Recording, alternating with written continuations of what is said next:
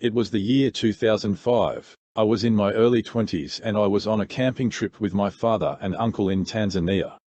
We were traveling with a single SUV into some of the most amazing and wildlife-rich areas of Tanzania.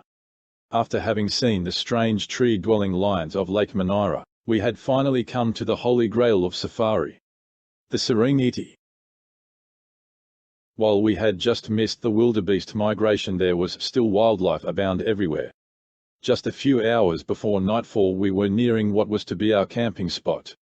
About 1.5 kilometers before the camp we saw a leopard in a tree, about 1 kilometer before the camp a pride of lions, and just a few hundred meters from the camp 2 lonely bull Cape buffaloes. As we arrived at our camp I first noticed that it just was a circular clearing in the bush perhaps 25 meters wide. It was an area we could pitch our tents with no grass and bushes. There were no fences and no buildings except for a large water tank and one cage-like building that looked like a prison cell that you could use as a panic room in case of an attack. Considering we just had seen 3 of the big 5 near the camp, we had reasons to be a bit worried. The water tank had no water in it, but we had enough to last us for a few days, and we would restock at the nearest ranger station instead. We pitched 3 small tents in which we all slept alone. Initially we were alone at the campsite, but the following night a few more people arrived to camp at the same spot. The extra safety in numbers felt good. Every evening darkness would fall swiftly a bit after 6 p.m. We would make dinner and stay up till about 8 p.m. or so and then be off to our tents. We would sit around the campfire, watch the stars, tell stories and watch the mongoose trying to steal our leftovers. It was the 3rd night at our camp and so far we had a great time. When in Africa sleeping in a tent I always try to stay up as long as I can, and listen to all the sounds of the Africa bush. In the nights you could hear the hyenas laugh and howl while circling around tents, and in the distance you could hear lions roaring over territory. It was magical. If you ever wonder what the sound of Africa is, I can tell you it is not the roar of lions, but it is the howling and laughter of good old Fisi, as the spotted hyena is known in Swahili. We had gotten strict instructions to not get of our tents during nightfall. But not taking a leak from 8 p.m. till daybreak at 6 a.m. was no easy feat. Each night I would go out of my tent, walk to the back right where the high grass started. Taking a leak and staring into the darkness, you can't see a thing and you have no idea if anything is looking back. In hindsight this was quite foolish behavior and not something I would recommend. On the 3rd night after sitting at the campfire we retired to our tents. I lighted the way as my father left his flashlight somewhere in his tent. As he went inside I continued. I got startled when my father called out for help, saying he was getting bitten everywhere. I rushed back to his tent anxiously wondering what was going on.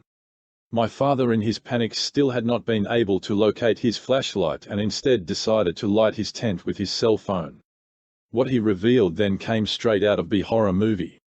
His tent and himself were covered with flesh-eating driver ants. While I shone in my light into the tent I got quite the shock seeing my father and the tent covered in these huge ants. It took me a few seconds to realize that the ants were crawling up my leg as well and started to bite me. While trying to get the ants off us I then realized that we were in the middle of a nomadic driver ant colony that was stretching on for who knows how far, and his tent happened to be in the middle of their track.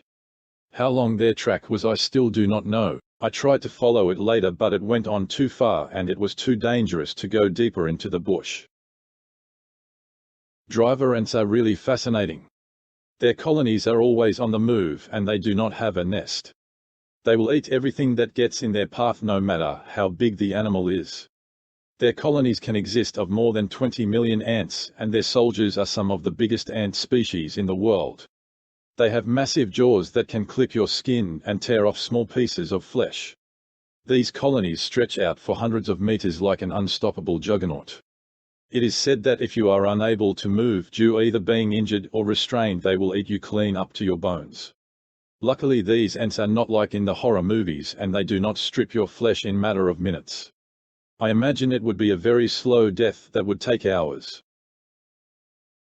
Luckily for us, once you are healthy, it is quite easy to avoid these ants. As long as their colony is, it was only about 3 meters wide. We sidestepped their track and started to remove all the ants of us. The smaller ones were easy to just hit off, but some of the bigger soldier ants were really stuck in our skin and needed to be taken out one by one. That night my father slept in my tent, and the following morning we moved his tent out of the Sayar food track. It was an amazing trip with quite a few adventures. Moving on, our car broke down in the middle between the Serengeti and the Ngorongoro crater. After a few hours, luckily a good Samaritan passed by.